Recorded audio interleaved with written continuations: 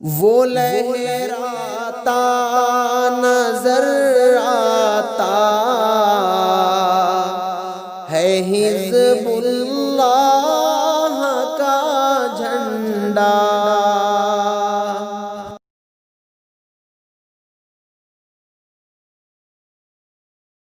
ہمارے صوبہ کرناٹک کے منتظمہ کے ارکان نے غور و فکر کے بعد جو تجویز پاس کی ہے، منظور کی ہے، میں وہ اس وقت آپ حضرات کے سامنے پیش کرنے جا رہا ہوں، اس امید کے ساتھ کہ آپ اس کی تائید فرمائیں گے، دہشت گردی سے متعلق تجویز پیش فرمائیں گے۔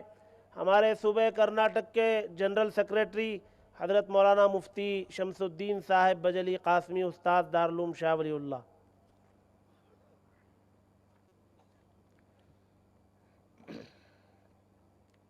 بسم اللہ الرحمن الرحیم۔ دہشت گردی کے خلاف تجویز۔ اسلام امن و شانتی کا مذہب ہے جو ساری انسانیت کے لیے رحمت ہے۔ وہ اپنے ماننے والوں کو دنیا کے تمام انسانوں کے ساتھ ہمدردی، خیر خواہی، آپسی بھائی چارہ اور امن و سلامتی کے ساتھ رہنے کی تعلیم دیتا ہے۔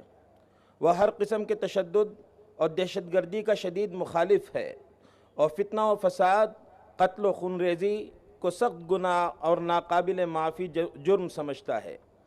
امن و سلامتی مذہب اسلام کی حقیقت میں داخل ہے اور وہ ہر طرح کی دہشت گردانہ کارروائی کا سخت مخالف ہے۔ اس حقیقت کے باوجود منصوبہ بند طریقے پر اسلام کو دہشت گردی کے ساتھ جوڑنے کی متواتر مذموم کوششیں کی جا رہی ہیں۔ جمعیت علماء کرناٹک کا یہ عظیم الشان اجلاس ان کوششوں کی سخت الفاظ میں مذمت کرتا ہے اور یہ واضح کر دینا چاہتا ہے کہ اسلام کی نظر میں بدامنی، خون ریزی اور بے قصوروں کا قتل عام سخت گناہ اور ناقابل معافی جرم ہے، بلکہ قرآن کریم کی نظر میں ایک بے قصور کا قتل پوری انسانیت کا قتل ہے۔ اس عظیم الشان اجلاس کی نظر میں دہشت گردی بہر صورت قابل مذمت ہے، خواہ افراد کی طرف سے ہو یا کسی تنظیم کی طرف سے، اور اگر حکومت اور اس کے ادارے دہشت گردی کو پروان چڑھائیں تو اس جرم کی سنگینی میں مزید اضافہ ہو جاتا ہے۔ مالیگاؤں اور موڈاسا کے بم دھماکے میں RSS سے وابستہ اور اس کی فکر سے متاثر تنظیموں کے افراد ملزم پائے گئے، جس کا مہاراشٹرا ATS نے اپنی تفتیش میں خلاصہ کیا ہے۔ اس کے پیش نظر مخصوص فرقوں کے افراد کو ہی تفتیش کے دائرے میں لانا انصاف و امن کے منافی ہے۔ اس اجلاس کا احساس ہے کہ کسی فرد کی غلطی کو اگر پوری قوم اور فرقے کی طرف منسوب کر دیا جائے تو اس کے منفی اثرات سے پورا معاشرہ مسموم ہو جاتا ہے اور قوموں فرقوں کے درمیان باہمی منافرت کے سبب دنیا فتنہ و فساد کا مرکز بن جاتی ہے۔ اس لیے یہ اجلاس تمام انصاف پسند انسانوں سے اپیل کرتا ہے کہ وہ دہشت گردی کے واقعات کو کسی بھی مذہب کے ساتھ جوڑنے کے عمل سے قطعاً گریز کرے۔ موجودہ دور میں جہاد کو دہشت گردی کے مترادف قرار دینے کا پروپیگنڈا کیا جا رہا ہے، حالانکہ جہاد اور دہشت گردی میں زمین و آسمان کا فرق ہے۔ جہاد تعمیری عمل ہے جبکہ دہشت گردی تخریبی عمل ہے۔ جہاد بنیادی طور پر امن آفرین کا عمل ہے اور یہ انسان کا بنیادی حق ہے، جبکہ دہشت گردی ایک جرم ہے اور قرآنی اور اسلامی نقطہ نظر سے دیگر جرائم سے بڑا اور سنگین جرم ہے۔ دہشت گردی عام انسانوں میں خوف و ہراس پھیلانے، جانوں کو تلف کرنے، عام نظم و نسق، عام سیاسی اور سماجی نظام کو معطل کرنے کا عمل ہے۔ اس لیے جہاد کے لفظ کی غلط تشریح کرنے سے گریز کیا جانا چاہیے۔ ملک کے جو نوجوان راستے سے بھٹک گئے ہیں ان کو راہ راست پر لانے کے لیے پورے ہندوستانی سماج کو کوشش کرنی چاہیے اور غلط راستے پر جانے سے ہر ممکن طریقے سے روکا جانا چاہیے۔ ہم سب ہندوستانی بحیثیت ایک ہندوستانی قوم ہونے کے اس بات کے مکلف ہیں کہ ہم اپنے ملک میں امن و امان قائم رکھنے میں ایک دوسرے کے معاون بنیں اور ہر سطح پر ظلم و بدامنی کے خلاف متحدہ جد و جہد کریں۔ خاص طور پر سرکاری اداروں اور ایجنسیوں کو چاہیے کہ وہ تعصب و امتیاز سے بالاتر ہو کر اپنے فرض منصبی ادا کریں اور تاکہ ملک میں امن و امان برقرار رہے۔ جمعیت علماء کا یہ عظیم الشان اجلاس اپنے محبوب ملک کے تمام اصحاب قول و قلم سے اور تمام میڈیا کے لوگوں سے یہ اپیل کرتا ہے کہ وہ ملکی یا بین الاقوامی مسائل کا خود آزادانہ طور پر تجزیہ کرے اور کسی خاص تعصب کا شکار ہو کر مسائل کو یہ خاص رنگ دینے کی کوشش سے گریز کرے۔ اور ساتھ ہی یہ اجلاس اپنے اس عہد و پیمان و وفا کا اعادہ کرتا ہے جس پر وہ شروع سے قائم ہے اور جس پر ہندوستان کی روشن تاریخ بھی گواہ ہے کہ ہم ہندوستانی مسلمان اپنے ملک کو ہمیشہ ہر طرح آزاد، خود مختار، مستحکم، پرامن اور ترقی یافتہ دیکھنا چاہتے ہیں، اور جو طاقتیں اور افراد ملک کی دوسری بڑی اکثریت کے ساتھ تعصب برت کر ملک کو بدامنی میں مبتلا کرنا چاہتی ہیں، وہ ہماری نظر میں ملک کو ترقی یافتہ بننے میں سب سے بڑی رکاوٹ ہے۔ ہم ان کو اپنے مذموم مقاصد میں ہرگز کامیاب نہ ہونے دیں گے اور اس کا مقابلہ کرنے کے لیے متحدہ جد و جہد کرتے رہیں گے۔ ہم ملک میں کسی بھی طرح کی دہشت گردی کو برداشت کرنے کے لیے تیار نہیں ہیں، بلکہ اس کا مقابلہ کرنے کے لیے اپنے ملک کی تمام ذمہ دار قوتوں کے ساتھ ہر ممکن تعاون کرنے کے لیے پہلے بھی تیار تھے اور آج بھی تیار ہیں، انشاءاللہ آئندہ بھی تیار رہیں گے۔ میں اس تجویز کی تائید کے لیے ضلع کولار کے جنرل سیکریٹری جناب محمد اشرف صاحب کو دعوت دوں گا، تجویز کی تائید فرمائیں۔ ضلع کولار کی طرف سے میں اس کی تائید کرتا ہوں۔ اس سے پہلے کہ دوسری تجویز پیش کی جائے، میں دلی سے آئے ہوئے ہمارے مہمان جناب مولانا احمد عبداللہ صاحب سے گزارش کروں گا کہ وہ ایک نظم پیش فرمائیں۔ یہ جو تجویز پیش کی گئی اور جس کی تائید کی گئی، کیا آپ سب حضرات اس کو منظور کرتے ہیں؟ جزاک اللہ۔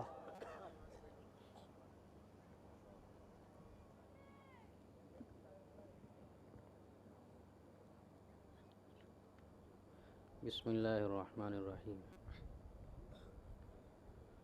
وہ بچا جائیں گے دامن، کیا یہ آسان کام ہے؟ وہ بچا جائیں گے دامن، کیا یہ آسان کام ہے؟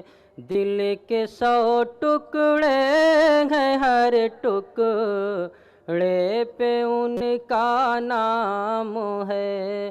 دل کے 100 ٹکڑے ہیں، ہر ٹکڑے پہ ان کا نام ہے۔ روشنی کی دھوم ہے لیکن اندھیرا ہے، روشنی کی دھوم ہے لیکن اندھیرا ہے۔ صبح بھی ایسی نظر آتی ہے گویا شام ہے، صبح بھی ایسی نظر آتی ہے گویا شام ہے۔ دل کے 100 ٹکڑے ہیں، ہر ٹکڑے پہ ان کا نام ہے۔ چاند ہے یہ چاندنی کرنا ہی اس کا کام ہے، چاند ہے یہ چاندنی کرنا ہی اس کا کام ہے۔ ساتھ لے جاؤ غزل میں ری جہاں تک شام ہے، ساتھ لے جاؤ غزل میں ری جہاں تک شام ہے۔ وہ بچا جائیں گے دامن، کیا یہ آسان کام ہے؟ تھوڑی تکلیف رسن پھر تھوڑی سی تکلیف دار، تھوڑی تکلیف رسن پھر تھوڑی سی تکلیف دار، اس کے بعد دوستو آرام ہی آرام ہے، اس کے بعد دوستو آرام ہی آرام ہے۔ نعرہ تکبیر، نعرہ تکبیر، قائد ملت، قائد ملت مولانا محمود مدنی، مولانا محمود مدنی۔ دل کے 100 ٹکڑے ہیں، ہر ٹکڑے پہ ان کا نام ہے، اپنی ہی بستی میں ہم سے، اپنی ہی بستی کے لوگ، اپنی ہی بستی میں ہم سے، اپنی ہی بستی کے لوگ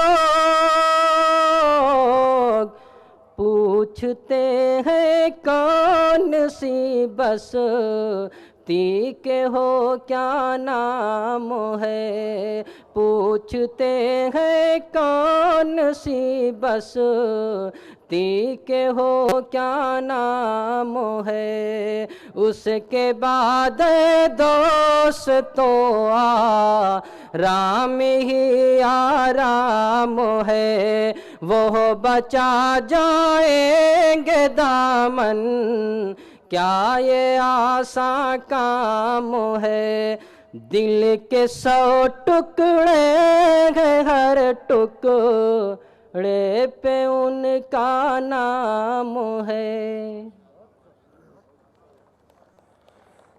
جمعیت علماء ہند کا عرصے سے یہ مطالبہ رہا ہے کہ ملک میں مسلمانوں کے لیے ریزرویشن دیا جائے، اور جمعیت علماء ہند کی کوششوں سے مختلف صوبوں میں اس میں کامیابی بھی ملی ہے۔ مثال کے طور پر صوبہ آندھرا پردیش میں جمعیت علماء صوبہ آندھرا پردیش کی کوششوں کے نتیجے میں وہاں مسلمانوں کو ریزرویشن ملا ہے، جس سے بہت فائدہ امت کا، قوم کا ہو رہا ہے۔ میں اس تجویز کو پیش کرنے کے لیے جمعیت علماء آندھرا پردیش کے صدر، جو آج کے ہمارے مہمان خصوصی بھی ہیں، حضرت حافظ پیر شبیر احمد صاحب سے گزارش کروں گا کہ وہ تجویز پیش فرمائیں۔ دیکھا ہے کہ جس مسئلے کو اٹھایا ہے اس کو گورنمنٹ ہو یا کوئی حکومت ہو اس کو مانتی ہے۔ تحفظ شریعت کا مسئلہ تھا، سیاہ بل کا مسئلہ تھا، اور یہ ریزرویشن کا مسئلہ تھا، اور اب یہ دہشت گردی کا جو مسئلہ اٹھایا ہے، یہ اس کی جو ہے کامیابی کی ابتدا شروع ہو چکی ہے۔ اگر جمعیت علماء ہند اور دارالعلوم دیوبند یہ مخالف دہشت گردی کا مسئلہ نہیں اٹھاتی تو آج ہم اخباروں میں، آج ہم میڈیا کے اندر یہ بات نہیں دیکھتے، ورنہ یہ سب کے سب یہ کہتے تھے کہ ٹوپی والے، کرتے والے دہشت گرد ہے، لیکن اسی جمعیت علماء ہند اور دارالعلوم دیوبند کی آواز کی وجہ سے آج ان لوگوں کو سامنے لایا جا رہا، انتظامیہ کو مجبور ہونا پڑا کہ ان لوگوں کو سامنے لایا جا رہا ہے جو گہروی رنگ کے کپڑے پہنے تھے یا دہشت گردی کے نام پہ مسلمانوں کا لباس پہن کے دہشت گردی کر رہے تھے۔ یہ کامیابی جمعیت علماء ہند اور دارالعلوم دیوبند کی ہے۔ یہ سب سے بڑی بات ہے کہ جمعیت علماء ہند کی تحریک کی وجہ سے آج حکومت مجبور ہے تحقیق کرنے کے لیے کہ دہشت گردی کہاں سے شروع ہو رہی ہے اور کون کر رہا ہے۔ اور دوسری بات میں عرض کروں کہ یہ ساؤتھ کے اندر چاہے وہ حیدرآباد، آندھرا پردیش ہو یا کرناٹک ہو یا تمل ناڈو ہو، یہ 10 سالہ محنت ہے حضرت فدائے ملت کی۔ حضرت فدائے ملت، اللہ تعالیٰ ان کے قبر کو نور سے بھر دے۔ انہوں نے جو محنت کی ہے 10 سال، اس کے وجہ سے لاکھوں کا مجمع